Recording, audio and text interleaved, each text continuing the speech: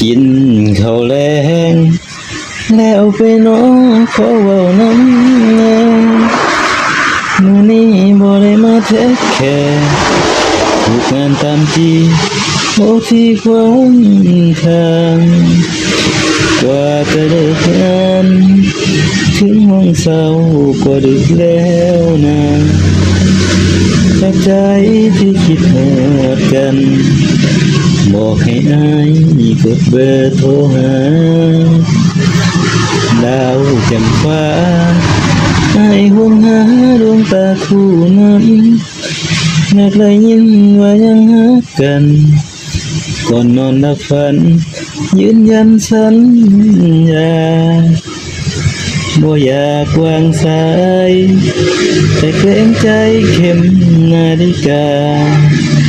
เฝ้านอนซะเด้อน้องดาเพราะว่ามื้ออื่น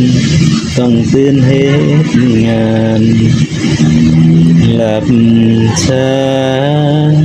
หลับตาพักนอนเอาแรงฝันดีเด้อดาคำแพงให้สิแปลงนางไปเข้าฝันส่งคืนความรักและคือโทรไปกอดถึงกันอ้อมแขนของความผูกพันส่งผ่านในอุ่นไปให้คนดีส่วนในนี้สิสร้างฝันรอวันสองเราตัวไกล